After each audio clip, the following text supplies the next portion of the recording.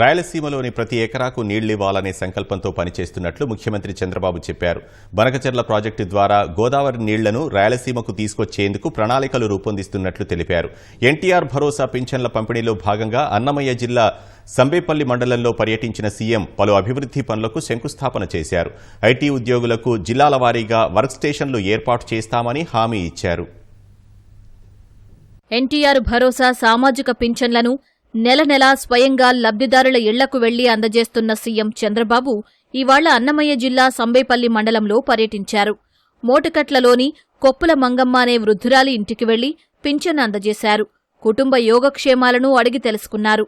తనకు ఇల్లు లేదని, తన మనవరాలు అనారోగ్య సమస్యలతో బాధపడుతుందని వృద్ధురాలు ఆవేదన వ్యక్తం చేయడంతో వారికి ఇంటి పట్టా 3 ఉచిత సిలిండర్ల ధృవపత్రాలను సీఎం అందజేశారు. త్వరలోనే పక్కా ఇల్లు నిర్మాణంతో సహా మనవరాలికి ఏఆర్టీ పింఛన్, సూర్యఘర పథకం కింద ఉచితంగా సోలార్ విద్యుత్ యూనిట్ అందిస్తామని హామీ ఇచ్చారు. ఇంటి స్థలం ఇస్తాం.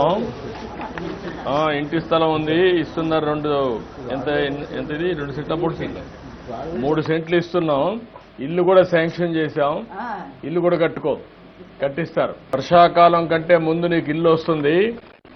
ఇంటి జాగా ఇచ్చాను, ఇల్లు కట్టిస్తారు. ఆ ఇంట్లో నువ్వు ఉండొచ్చు. నీకు సొంత ఇల్లు కట్టిస్తాం. గ్యాస్ కనెక్షన్ కూడా ఇస్తున్నారు. 3 సిలిండర్లు ఉచితంగా కూడా ఇస్తాం.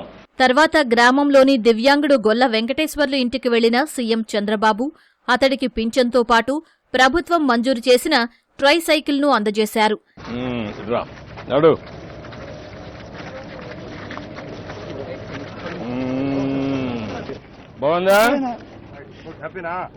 గ్రామంలోని పలువురు ఆటో డ్రైవర్లకు ఎలక్ట్రికల్ ఆటోలను పంపిణీ చేశారు. వారి సాధక బాధకాలను అడిగి తెలుసుకున్నారు. వారికి ఆటో ఛార్జింగ్ అదనపు భారం కాకుండా ఇంటి వద్దే సోలార్ విద్యుత్ యూనిట్ ఏర్పాటు చేసి మరింత ఆర్థిక వెసులుబాటు కల్పిస్తామని భరోసా ఇచ్చారు. అనంతరం సంబేపల్లి గ్రామ పంచాయతీ పరిధిలో 1,64,00,000 అంచనాతో సీసీ రోడ్లు, కాలువ నిర్మాణ పనులకు ముఖ్యమంత్రి చంద్రబాబు శంకుస్థాపన చేశారు. ఇప్పుడు 2 కలిపి ఒక 15-20,000 సేవ్ అవుతుంది. 20,000 సేవ్ అవుతుంది. వీళ్ళ ఇన్కమ్ 28,000 పెరిగింది సార్, 10,000 నుంచి sir. Cost benefit analysis also మే షో ఉంది సార్. అచ్చా, ఒక 25,000 పెరుగుతా. Are you happy? చాలా సంతోషంగా ఉన్నారా? అనంతరం ప్రజావేదిక కార్యక్రమంలో పాల్గొన్న సీఎం గ్రామంలో వర్క్ ఫ్రం హోం చేస్తున్న సాఫ్ట్వేర్ ఉద్యోగులతో ముఖాముఖి నిర్వహించారు. సంబేపల్లిలో ఒక వర్క్ స్టేషన్, ఒక టెక్ టవర్ ఒకటి కడతాం. దాన్ని వేరే వాళ్ళు మేనేజ్ చేయమంటాం. మీరు పనిచేస్తూ స్కిల్ డెవలప్మెంట్ నేర్చుకుంటారు, లేటెస్ట్ టెక్నాలజీస్ నేర్చుకుంటారు. దానివల్ల మీరు రాను మీ ఆదాయం పెరిగే అవకాశం వస్తుంది. కడప లాంటి దగ్గర కో వర్కింగ్ స్పేస్ క్రియేట్ చేస్తాం. జీసీసీకి కూడా ప్రాధాన్యత ఇస్తున్నాను. ఫైనల్ గా నేను ఇచ్చే ఇన్సెంటివ్స్ అన్ని ఇస్తాను వాళ్ళందరికీ. రాయలసీమలోని ప్రతి ఎకరాకు నీళ్లు ఇవ్వాలనేది తన కలని సీఎం చంద్రబాబు అన్నారు. నా జీవితంలో కోరుకుంది రాయలసీమకు ప్రతి ఒక్క ఎకరాకు నీళ్లిచ్చి మీ రుణం తీర్చుకోవాలి. రాయలసీమ బిడ్డగా ఎన్టీ రామారావు ప్రారంభించిన ఈ కార్యక్రమాన్ని పూర్తి చేయాలని. రాయలసీమకు నీళ్లు రావాలంటే పోలవరం నుంచి బనకచెర్ల వరకు, గోదావరి నుంచి పెన్నా అనుసంధానం చేస్తాం. 80,000 కోట్ల రూపాయల అవసరం.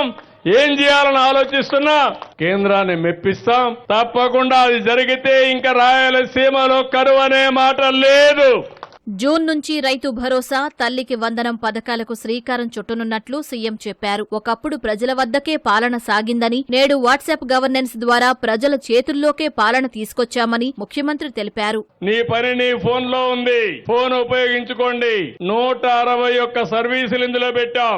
రాష్ట్రంలో మీ అందరికీ సేవలు అందించడానికి వాట్సాప్ ను ఉపయోగించి రేపు ఎవ్వరికీ ఇబ్బంది లేకుండా ఏ పని కావాలన్నా మీకు చేసే కార్యక్రమానికి శ్రీకారం చుట్టాం. జూన్ 2వ తారీఖున పిల్లలందరూ కూడా స్కూల్కి వచ్చే పరిస్థితికి వస్తుంది.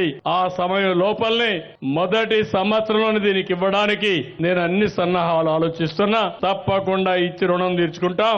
మే నుంచి వీలైతే రైతు భరోసా కింద కూడా కనీసం 20,000 ఇచ్చే కార్యక్రమానికి శ్రీకారం చుడతాం. అంతకుముందు సీఎం చంద్రబాబు సంబేపల్లి మండల కేంద్రం సంతగేటు ప్రవేశ ద్వారం వద్ద ప్రజల కేరింతల నడుమ ఎన్టీఆర్ విగ్రహాన్ని ఆవిష్కరించి పూలమాల వేసి నివాళులర్పించారు.